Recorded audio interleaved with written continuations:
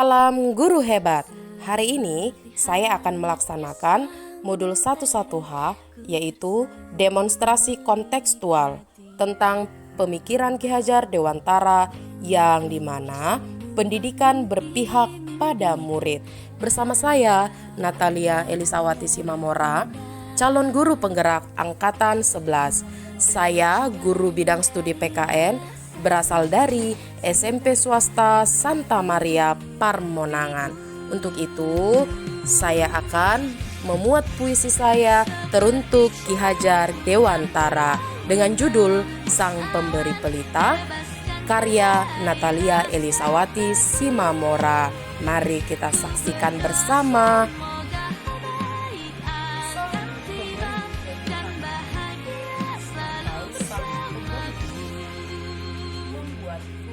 Mengerti akan realita, membuatku paham tentang pendidikan yang penuh dengan makna, menjadi suluh di dalam perjalanan yang penuh dengan gelap gulita, sang lentera dalam pendidikan yang bercahaya, penuh dengan nasihat seindah permata, agar hidup tak lagi buta dengan sejuta aksara. Engkau mengenalkanku tentang arti pendidikan dan pengajaran yang menjadikan hidup tumbuhnya anak-anak terhadap sebuah lingkungan, mengarahkanku sebagai kaum pendidik penuh kecakapan agar anak-anak bangsa hidup dan tumbuh menurut kodrat alam dan zaman. Hai si pencetus taman siswa, semboyanmu membuat hatiku terbuka akan ajaran sebuah kepemimpinan. Karso Sumpulada, jika di depan memberikan contoh, Madya Mahasar, jika di tengah membangun motivasi, di belakang memberikan dorongan dan hadirkan diriku dalam sebagai pemimpin yang menjadikanmu kecerdasan yang lebih tinggi dan luas.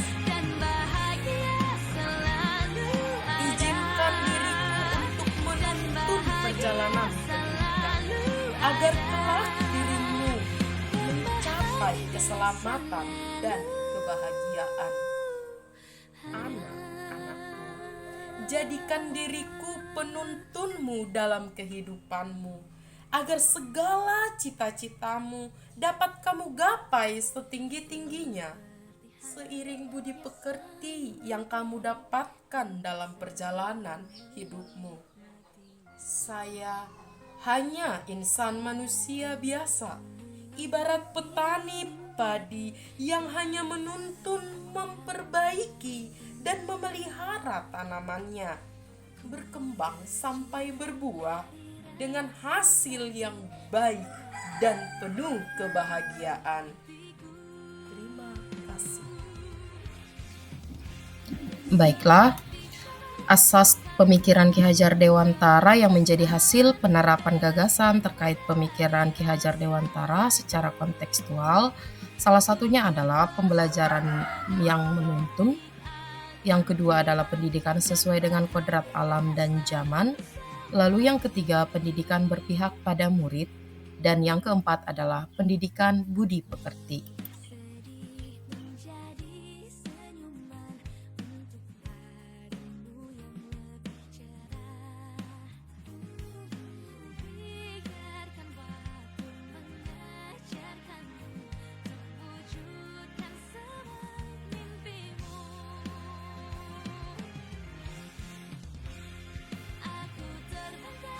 Baiklah, apa yang menjadi tantangan di sekolah saya menurut pemikiran Ki Hajar Dewantara? Nah, di sini saya buat beberapa, seperti yang pertama, bahwa peserta didik masih kita jumpai ketidakpekaan terhadap lingkungan, yaitu masih memiliki sifat individualistis. Nah, itu yang pertama. Yang kedua, bahwa peserta didik masih kita jumpai dengan sikap saling ejek-mengejek.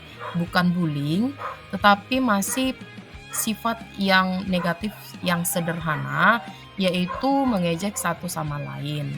Nah, yang ketiga, pembelajaran cenderung pada buku, bahwa peserta didik masih bersumberkan pembelajarannya dari sumber buku yang ada dan yang dipegang para peserta didik.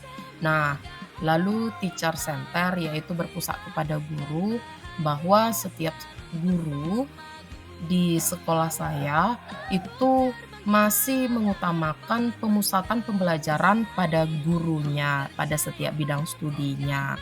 Nah, yang keempat, bahwa peserta didik masih ada kita jumpai yaitu yang kurang dalam baca tulis. Nah, ini yang membuat menjadi tantangan kami Bapak Ibu guru di sekolah yang saya tempati saat ini.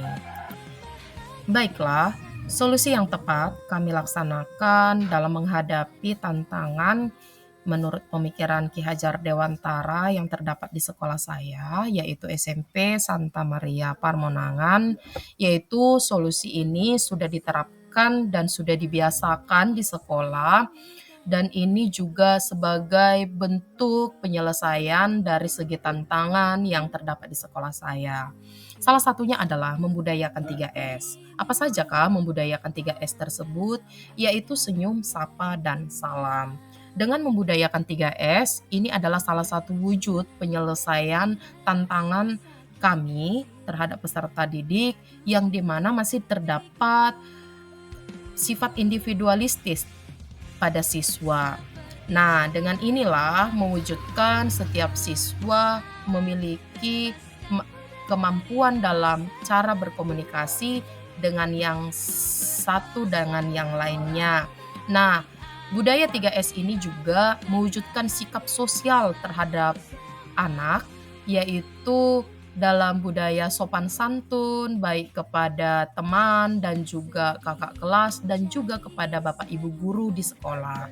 Nah, yang kedua, pembinaan literasi. Pembinaan literasi sudah ditentukan di setiap hari Rabu di sekolah yang kami emban, yaitu pembinaan ini tidak hanya khusus kepada peserta didik, ini juga kami Bapak Ibu guru ikut dalam pembinaan literasi tersebut agar kekayaan pembacaan ataupun kaya dalam pembacaan terhadap buku dan buku yang tidak harus berkhususkan kepada pembelajaran, tetapi buku yang penuh dengan kaya cerita dan memampukan kami bahwa dengan pembinaan literasi ini sangatlah penting dalam dunia pendidikan. Nah, yang kedua, budaya kearifan lokal. Nah, di sini kami lebih mengutamakan budaya Batak. Seperti contoh, kami di sekolah memuat seperti berpuisi dalam bahasa Batak. Yang berikutnya memuat umpasa atau pantun dalam budaya Batak. Juga memiliki bentuk seni tari dalam budaya Batak. Nah, di sini kami juga berciri khas terhadap budaya yang kami peroleh ataupun yang kami muat di dalam daerah kami. Nah, ini yang kedua. Dan yang ketiganya adalah budaya bahasa asing. Kita juga tahu budaya bahasa asing itu adalah sangat penting dalam kehidupan peserta didik, yaitu kami menerapkan English Day yang dimana ini ditetapkan pada hari Kamis, bahwa pada hari itu kami setiap anggota yang ada di sekolah wajib dalam berbahasa asing, yaitu berbahasa Inggris 1 hari. Nah, bukan cuma pembinaan literasi, budaya kearifan lokal dan bahasa asing, kami juga ada pembinaan ekstrakurikuler sebagai program yang sangat penting di sekolah yang kami terapkan, yaitu seperti ekstrakurikuler baca tulis, pembinaan bidang studi, olahraga, kesenian, dan pramuka. Dan ini adalah salah satu wujud bahwa sekolah kami sudah menerapkan pendidikan yang berpihak pada murid, yaitu bahwa murid memiliki kebutuhan yang beragam dan memiliki keunikan yang beragam, dan inilah sebagai salah satu wujud bentuk kebutuhan peserta didik dalam membentuk minat dan bakat peserta didik di sekolah. Nah, yang keempat, solusinya yang kami sudah terapkan adalah bahwa setiap pembelajaran sudah memakai teknologi seperti laptop, juga infocus ataupun proyektor, dan tambahan teknologi lainnya seperti loudspeaker kalau kami melakukan ice breaking, dan juga beberapa media pembelajaran yang berinovasi. Kami sebagai pendidik juga mengenal terhadap media pembelajaran yang memuat beberapa peserta didik tidak bosan terhadap pembelajaran. Terutama saya sudah sering memakai media pembelajaran seperti berbasis masalah, berbasis project, dan lain-lainnya, yaitu memuat setiap peserta didik agar pembelajaran tidak hanya dalam segi akademik, juga dalam bentuk segi kehidupan yang nyata, agar setiap peserta didik itu tidak bosan dalam pembelajaran yang kita muat di sekolah. Begitu juga kami mendampingi peserta didik, yaitu dengan menggunakan game pelajaran di setiap akhir pelajaran agar para pelajar ataupun murid yang kami ajari itu juga tidak merasa bosan terhadap ilmu yang kami sampaikan. Akhirnya kami memuat ini untuk setiap murid mampu memuat kemampuan dari segi berkaryanya dalam game yang kami buat. Nah, ini juga tidak lepas dengan pembelajaran yang terkhusus di dalam sekolah ataupun di kelas. Nah, inilah salah beberapa solusi yang kami terapkan di sekolah. Nah, paling pentingnya adalah di sekolah saya juga membudayakan sikap-sikap spiritual seperti bentuk kata, yaitu bersatu, beriman, bertanggung jawab, tulus, taat, dan ulet. Dan ini adalah salah satu bentuk semboyan sikap secara rohaniawan di sekolah yang kami muat di peserta didik.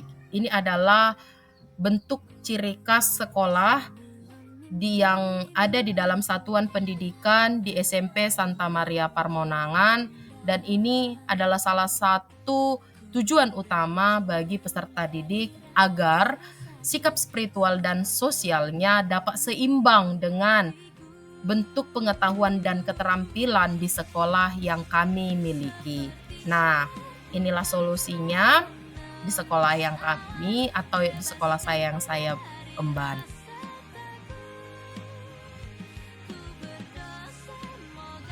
Baiklah, saya akan mengakhiri video saya dengan pantun. Baju baru warnanya biru, dipakai khusus di hari Sabtu. Ayo guru laksanakan paradigma baru agar pembelajaran semakin bermutu. Salam guru penggerak, tergerak, bergerak, menggerakkan. Terima kasih.